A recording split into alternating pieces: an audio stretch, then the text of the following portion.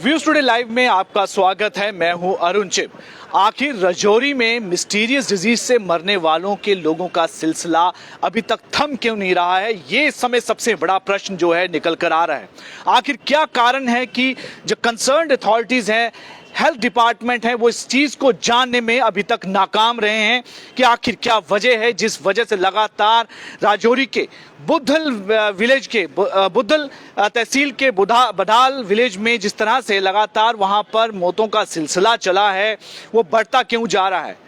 अब मरने वालों की संख्या 13 पर पहुंच चुकी है। कल जब हमने रिपोर्ट किया था उस समय मृतकों की संख्या 12 पहुंच गई थी, जिसमें 2 बच्चे जो उनकी मृत्यु हुई थी तो 12 तक पहुंची थी। लेकिन देर रात को एक और इसमें मृत्यु हो गई इसी पूरी घटना को लेकर। तो कुल मिलाकर मृतकों की संख्या भी 13 पहुंची है। लेकिन अभी तक कंसर्न यानी सरकार इस बात को जानने में नाकाम रही है कि क्या कारण है जिस वजह से लगातार वहां पर मृत्यु होती जा रही है इसी एक विलेज में। और ये 3 परिवारों का सारा मामला इस समय चल रहा है। पहले 2 परिवार थे जिनके सदस्यों की मृत्यु हुई थी और 8 लोगों की मृत्यु हुई, जिसके बाद तीसरे परिवार में भी जो मृत्यु का सिलसिला शुरू हुआ और उसके बाद ये संख्या जो है वो 12 पहुंच गई।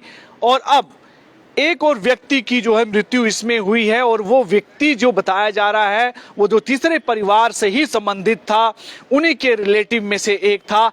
इसलिए ये एक अपने आप में काफी बड़ा प्रश्न चिन्ह इस समय उभर कर आ रहा है कि आखिर क्या वजह है कि हेल्थ डिपार्टमेंट ये जानने में बिल्कुल नाकाम हो रहा है कि वो वजह क्या है। जैसे ये घटना जब दिसंबर में हुई थी, कई टीमें इसके लिए वहां पर उनको लगाया गया था। जम्मू कश्मीर यानी यहाँ की अपने जम्मू कश्मीर यूनियन टेरिटरी की कई टीमें वहां पर गईं, उन्होंने वहां पर जानकारी हासिल करने की कोशिश की, इन्वेस्टिगेशन की। वहीं पर बाहर से भी टीमें आई। अब फिर जब ये मामला दोबारा से शुरू हुआ है तो ये जानकारी अभी बताई गई है कि एनसीडीसी दिल्ली की टीम एक बार फिर से यहाँ पर आ रही है और वहीं पर नेशनल इंस्टीट्यूट एपिडेमियोलॉजी की टीम, चेन्नई की टीम जो है वो भी यहाँ पर पहुँच रही है, जो कि अभी जो बच्चे यहाँ पर सीरियस हैं उनके साथ बातचीत करेगी और उसके बाद जो मेन जगह है बडाल विलेज है वहाँ पर जाकर इस पूरी जानकारी को इकट्ठा करने की कोशिश करेगी, इन्वेस्टिगेशन करेगी कि आखिर क्या वजह है इस रहस्यमयी डिजीज के पीछे, कि क्या कारण है कि लगातार वहाँ पर मौतों का सिलसिला अभी भी चल रहा है। अपने आप में बहुत शॉकिंग है और परेशान कर देने वाली बात है कि कंसर्न्ड अथॉरिटी भी नहीं बता पा रही, जो उनके टेस्ट किए गए, सैंपलिंग की गई, कि आखिर उसमें निकला क्या। पोस्टमार्टम किए गए, पोस्टमार्टम में क्या आया, आखिर उसमें निकला क्या।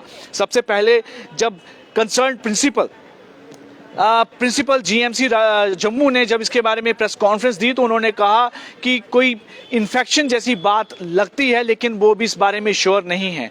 फिर उन्होंने कहा कि इस पर अभी चल रहा है, फिर उन्होंने कहा कि इन्फेक्शन नहीं है, लेकिन अब ये कहा जा रहा है कि अभी भी कोई समझ नहीं आ रही है, इन्वेस्टिगेशन करने के बाद ही वो बता पाएंगे। और ये भी जब उनसे पूछा गया कि क्या इसमें किसी और तरह का एंगल हो सकता है, कुछ शरारत जैसा, तो उन्होंने कहा कि इस बात से रूल आउट नहीं किया जा सकता।